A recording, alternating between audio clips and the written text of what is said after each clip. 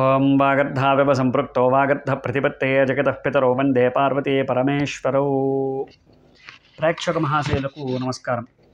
SVB astrology చూస్తున్నటువంటి కొత్తగా ఎవరైనా చూస్తుంటే కనుక సబ్స్క్రైబ్ చేసుకోండి. దాని పక్కనే గంట ఐకాన్ ఉంటుంది, దాన్ని ట్యాప్ చేసినట్లయితే నేను ఏ వీడియో చేసినా మీకు నోటిఫికేషన్ వస్తుంది.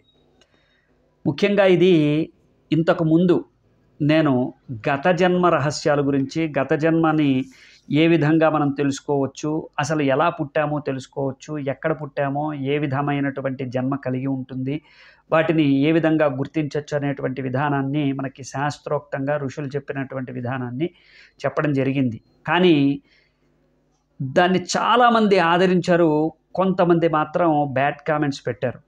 అయినప్పటికీ కూడా ఇది నిజం, ఇది అబద్ధం అని చెప్పడానికి మనకి అవకాశం లేదు. ఋషి ప్రోక్తం అది. ఋషులు చెప్పినటువంటి విషయాన్ని మీకు చెప్పడం జరిగిందే తప్ప నా సొంత కవిత్వంగా నేనేం చెప్పలేదు. అయితే మీకు ఇందులో తెలుసుకోవాల్సినటువంటి విషయాలు అసలు కర్మ సిద్ధాంతం గురించి చాలామంది ఇదే విషయాన్ని పెట్టారు. మనం చేసినటువంటి కర్మల్ని బట్టే మనకి ఫలితాలు లభిస్తాయి. కిందటి జన్మలో మనం చేసినటువంటి కర్మల్ని బట్టి ఈ జన్మ లభిస్తుంది. ఎగ్జాక్ట్లీ అది కరెక్ట్. కానీ మనకి కర్మని బట్టే, కర్మని ఏం చేశామో దాన్ని బట్టే మరుసటి జన్మ ఎలాగైతే లభిస్తుందన్నారో ఆ కర్మని బట్టే మనం ఈ జన్మలో జ్ఞానాన్ని పొందటం, ఈ జన్మలో ఇవి ఇలా ఉంది, ఇది ఇలా ఉంది అని తెలుసుకోవడం కూడా జరుగుతోంది. ఉదాహరణకి మీరు ఏ కుక్కగానో, నక్కగానో, లేకపోతే ఒక రాజుగానో, స్త్రీగానో, అందమైనటువంటి బొమ్మలాగానో, ఏదో ఒక రకంగా ఒక దేవత అనుగ్రహం చేత మీరు స్వర్గం నుంచి దిగి వచ్చినటువంటి ఒక దేవతా వృక్షంగాను ఏదో ఒక రకంగా పుట్టారని అనుకుందాం. ఆ పుట్టినటువంటి ప్రదేశానికి, ఆ పుట్టినటువంటి మీరు చేయవలసినటువంటి కర్మ ఏదైతే ఉందో, ప్రధానంగా మనం పుట్టడానికి గల ఒక కారణం ఉంటుంది. ఆ కారణాన్ని పరిపూర్ణంగా చేసినట్లయితే మళ్ళీ మరుసటి జన్మ ఉండదు. పరోపకారాయం ఇదం శరీరం. ఉదాహరణకి మనకి శాస్త్రం చెప్పినటువంటి ఒక మాట, మనం ఈ పుట్టుకని సార్థకత చేసుకోవడం కోసం నువ్వు ఎన్నాళ్ళు జన్మిస్తే అన్నాళ్ళు ఎవరో ఒకళ్ళకి సాయం చేస్తూ పో. నీకు తగినటువంటి ఫలితాలన్నీ కూడా లభించినప్పుడల్లా నేను చేసుకున్నటువంటి కర్మకి తగినటువంటి ఫలితాలు ఇప్పుడు అనుభవిస్తున్నాను అనేటువంటి విషయాన్ని తెలుసుకో. భగవద్గీత చెప్తోంది, ఎవరై వచ్చినటువంటి జన్మని సార్థకత చేసుకోవాలి అంటే, ఈ జన్మ నుంచి ఉత్తీర్ణత పొందాలి అంటే మీరు శాస్త్రం చెప్పినట్టు జ్ఞానంతో తెలుసుకొని బ్రతకాలి. అది ఏ విధంగా బ్రతకాలి అనేటువంటిది భగవద్గీత చెప్పింది. ఇంకే శాస్త్రాలు చదవక్కర్లా, ఏదో పుస్తకాలు కొనుక్కొని ఎలా ఉండాలని మదన పడిపోక్కర్లా, ఒక భగవద్గీత తెలుసుకుంటే చాలు.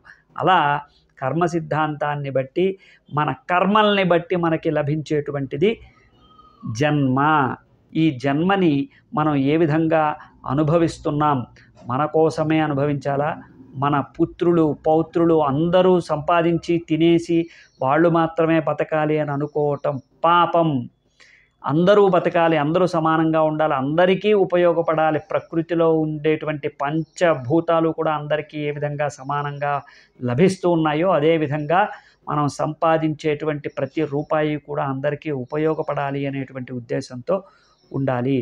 అలాగే ఈ జన్మల గురించి మాట్లాడుకుంటున్నట్లయితే కనుక మనం ఏ జన్మనైనా సరే మనం తీసుకున్నప్పుడు ఆ జన్మని ఎక్కడి నుంచి వచ్చాము, ఎక్కడికి వెళ్ళిపోతున్నాం, వచ్చే జన్మ ఏముంటుంది అని తెలుసుకోవాలన్న ఆతృత అందరికీ ఉంటుంది.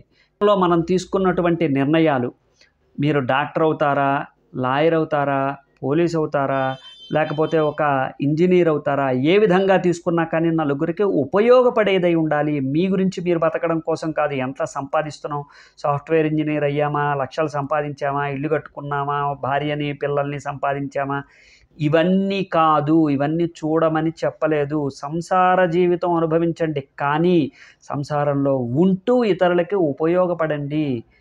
ఒక లేనివాడికి పెట్టేటువంటి పరిస్థితిని కలిగించుకోండి అన్నారే తప్ప మీ పిల్లలు, వాళ్ళ పిల్లలు, వాళ్ళ పిల్లలు కూడా బాగుపడడం కోసం మీరు ఆస్తులు సంపాదించేసి ఎవరికీ లేకుండా ప్రకృతిని నాశనం చేసేసి ఇబ్బందులు పాలవకండి అన్నారు. దానివల్ల కలిగేటువంటి ఫలితాలను కూడా చెప్పారు.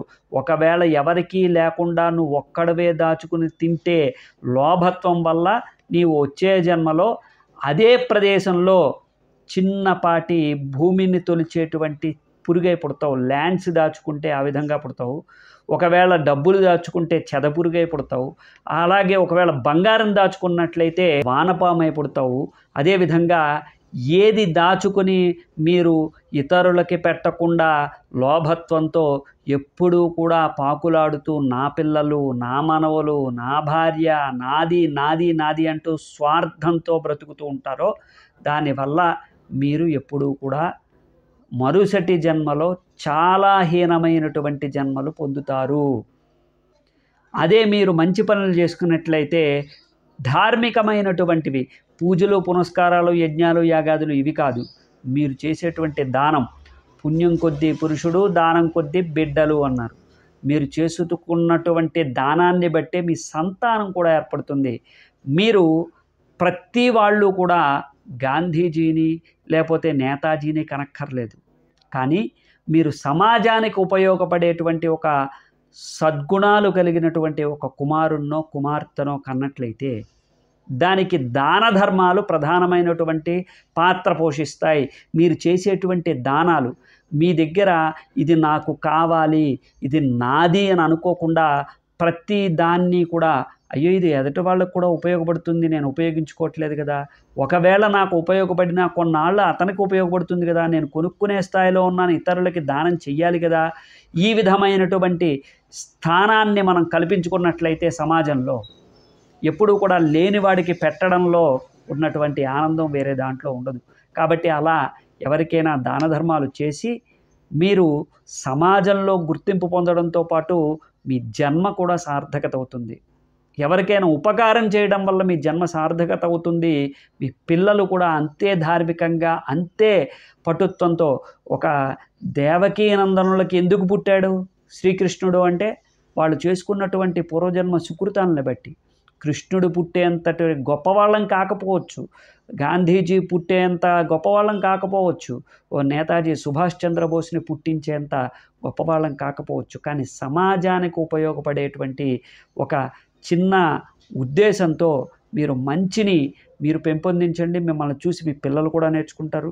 అది సమాజానికి ఉద్ధరణకి ఉపయోగపడుతుంది. కాబట్టి జన్మల గురించి చెప్పినప్పుడు లేకపోతే ఏదైనా ఒక మంచి విషయాన్ని శాస్త్రబద్ధంగా చెప్పినప్పుడు సద్విమర్శ చేయండి. లేదంటే దాని గురించి మీకు ఏం తెలుసు అది మరింత వివరంగా చెప్పడానికి ప్రయత్నం చేయండి. కానీ అన్నీ అబద్ధాలు, లేకపోతే ఇతనికి ఏమీ రాదు, లేకపోతే ఇతను ఒక చెత్త కామెంట్ చేసే కన్నా మీకు వచ్చిందేంటో అది చెప్పండి. లేదా మీకు కలిగినటువంటిది ఇంకా ఏదైనా సందేహం ఉంటే అడగండి.